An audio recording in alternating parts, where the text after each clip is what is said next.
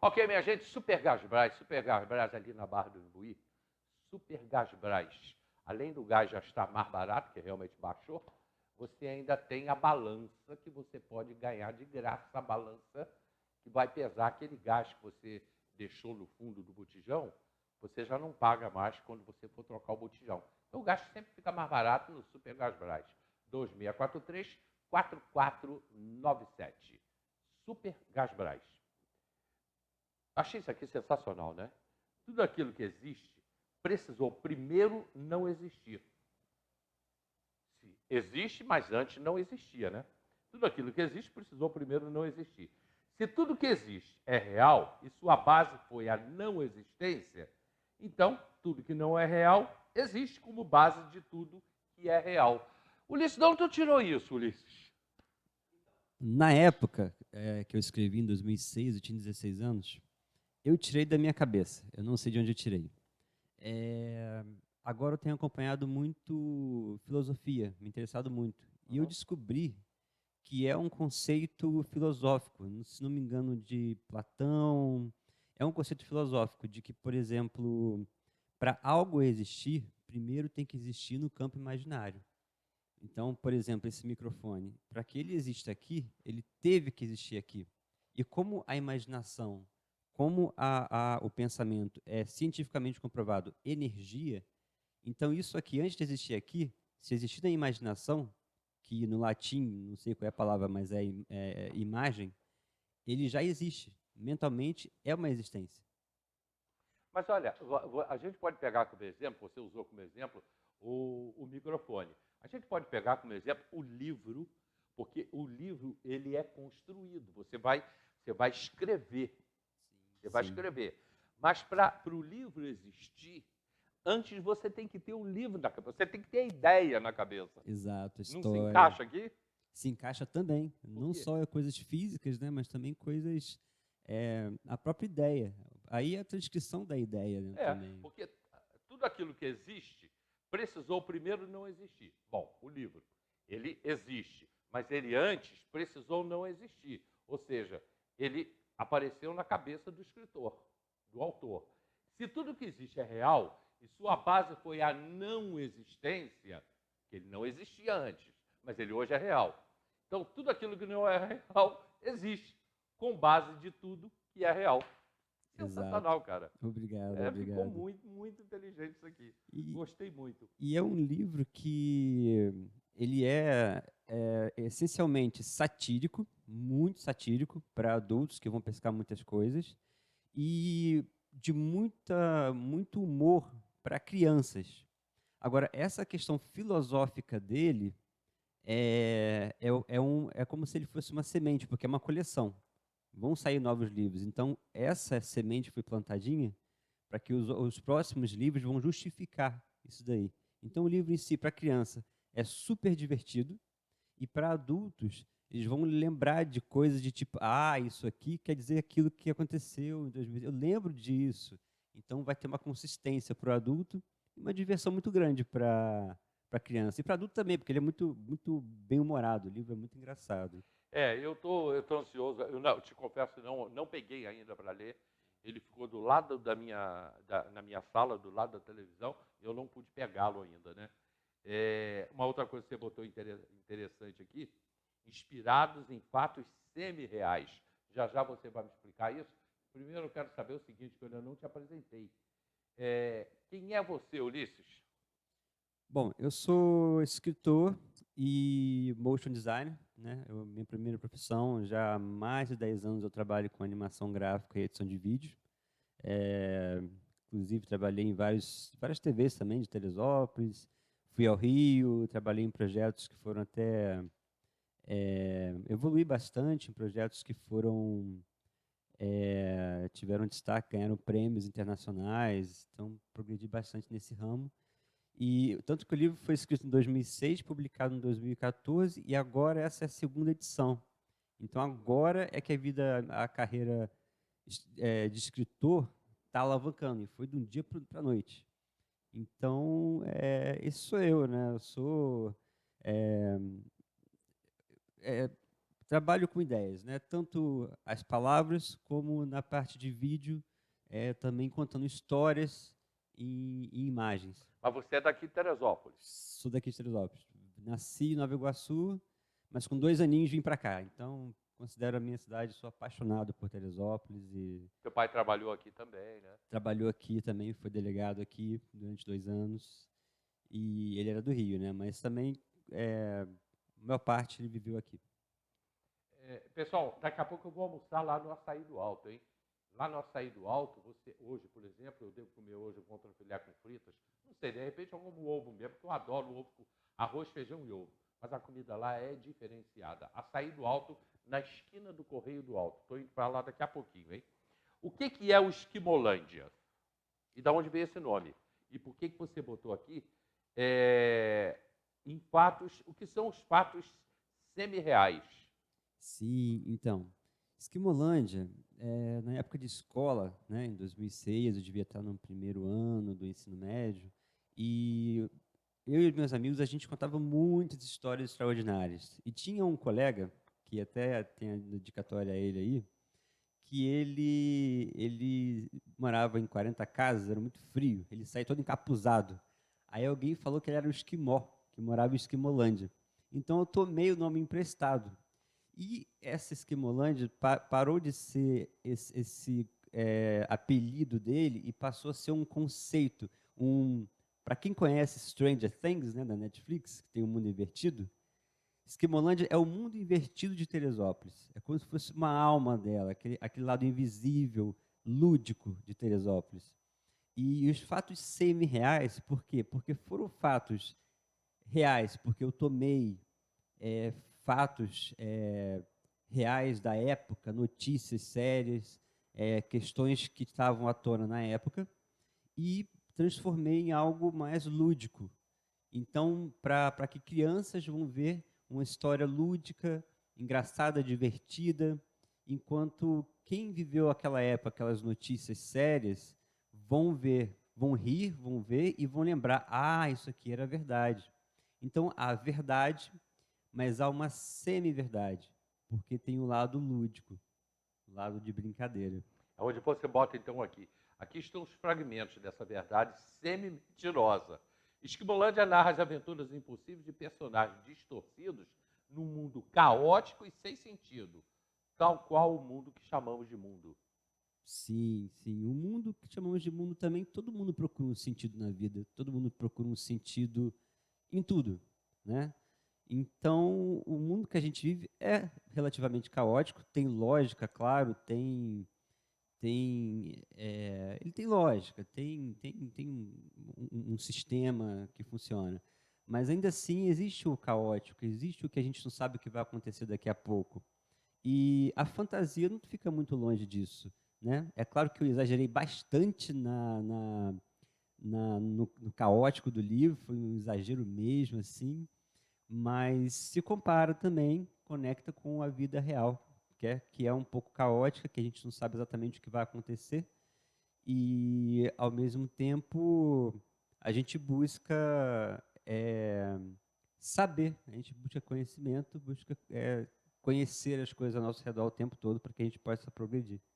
Tem coerência esse livro?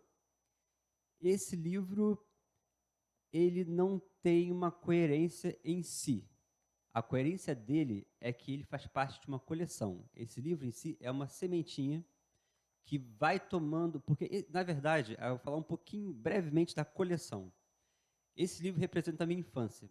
Eu descobri isso depois que eu fui lendo.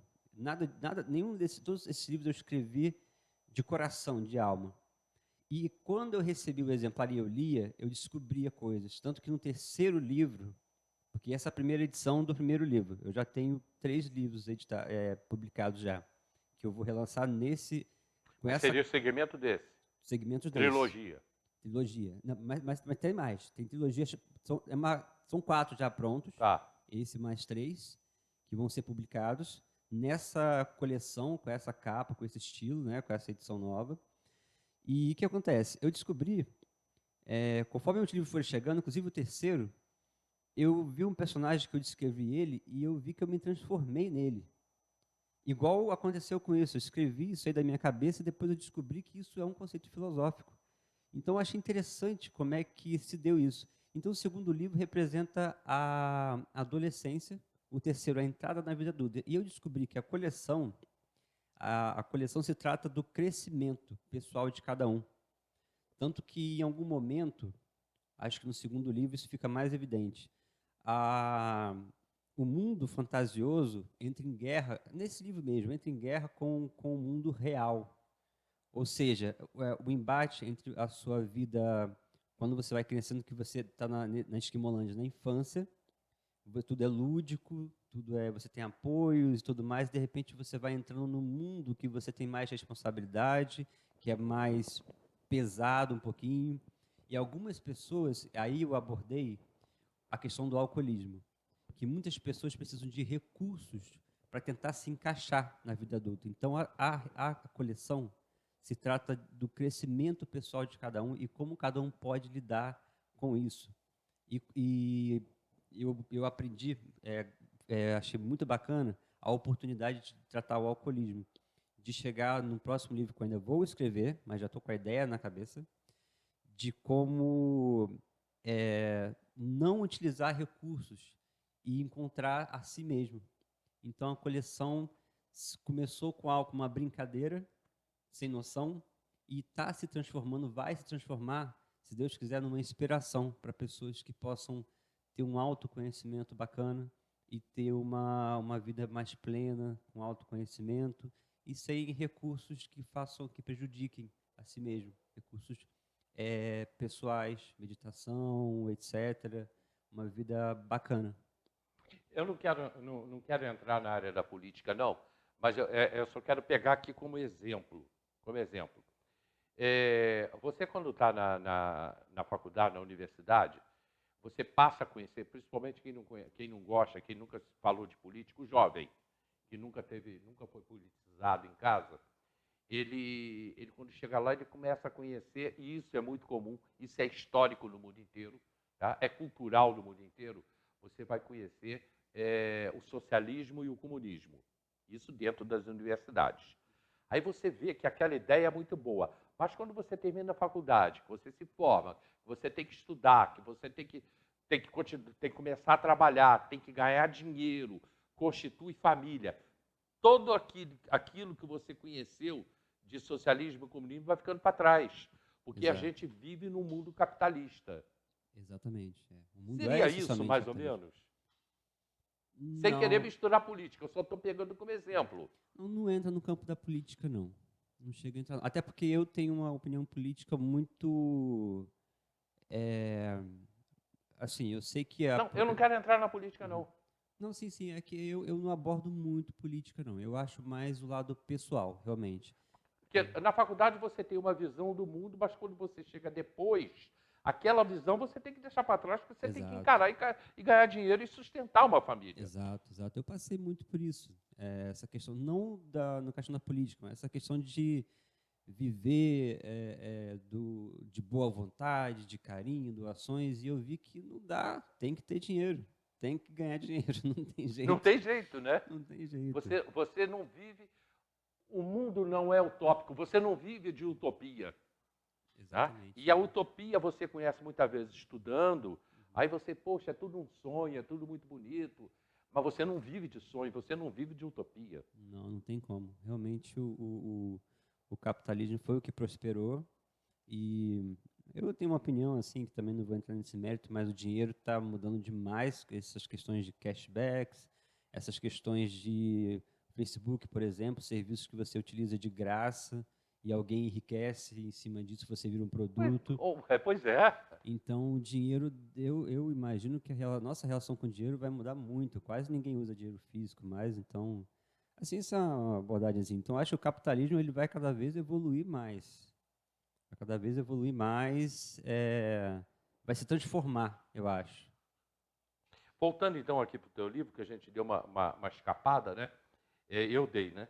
Você botou aqui a Dário, Caetano, Ian e Felipe. A neblina, fiel musa inspiradora. O que você falou no início, o teu amigo que saía todo agasalhado das 40 casas? Mais ou menos.